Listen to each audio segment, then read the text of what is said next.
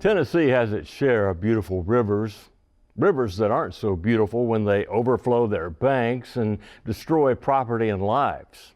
Now, that was the case with the Obi River until 75 years ago. A construction project tamed the river and left a beautiful recreation area. Ed Jones has the story of Dale Hollow Dam and Reservoir's 75th anniversary.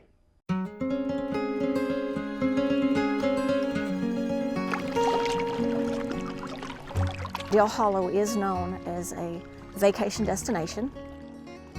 We protect it jealously. We have the beautiful, pristine shoreline and forested hillsides. We're very proud of our lake and what we do here. People will come out and recreate and enjoy, and you never think what this was like before Dale Hollow is here. Sandra Carmen has thought a lot about what was here before Dale Hollow Dam tamed the Obi River. As a park ranger, she knows more than most about what was gained and what was lost. William Dale came to this area. He married a lady out of Willow Grove, Rachel Irons. They bought a 449-acre farm in 1808, and it is told that there still was in the Dale family until 1942, when the dam was begun and the lake began.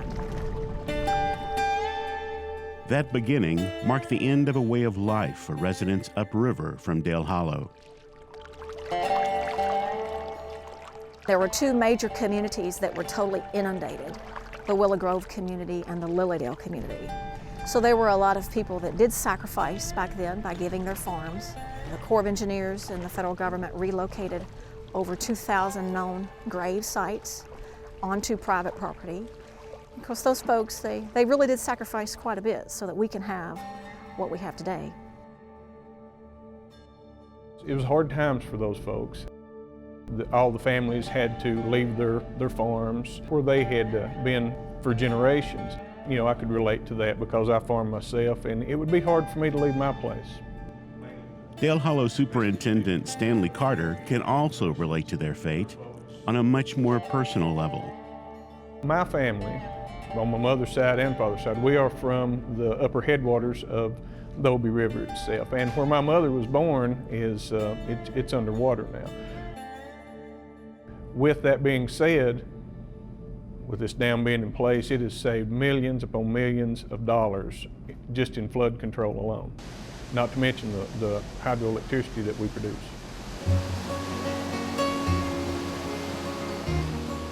Enough electricity to power a city of 45,000.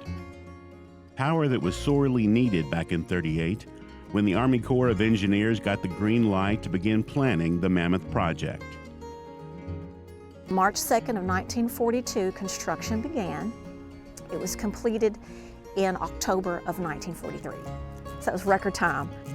Which makes this a record year for the popular destination. In 2018, we will be celebrating the 75th anniversary of Dale Hollow Dam.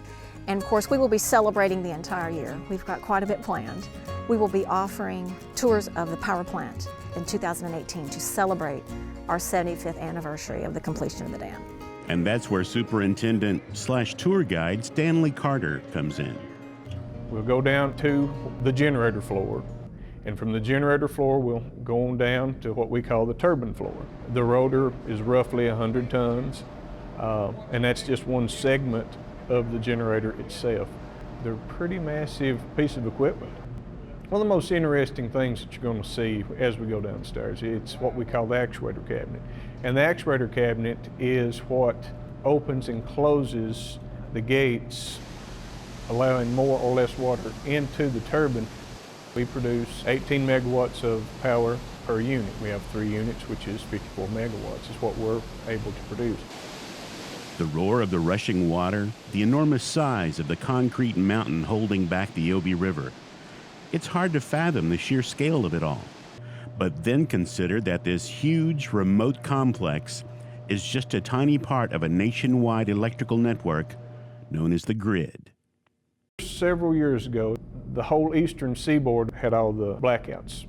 I was inside this powerhouse when that happened, and we felt that. The generators, they started making these weird sounds. When you work here, you know what these units sound like, and you know when something ain't right. So we just started doing some investigation and found out that we had a large section of the country that had blacked out. That was all the way up in New York, edge of Canada. We still felt it here. After the tour, you'll want to reconnect with the soothing, natural wonders of the Dale Hollow Reservoir. It is so large that even if you're out on a boat, even on the busiest times, there are places that you can go and tuck into a cove and be undisturbed. We do have over 27,000 acres of water and almost 25,000 acres of land. We have about 2.6 million visitors a year that come to Dale Hollow. We have 15 commercial marinas on the lake and 2 group camps. So with those commercial marinas, they can rent boats, houseboats, watercraft. So there is a lot of water sports that are available here.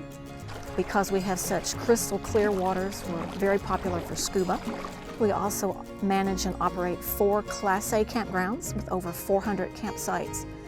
Everything from a tent site to an RV site with water and electric hookup.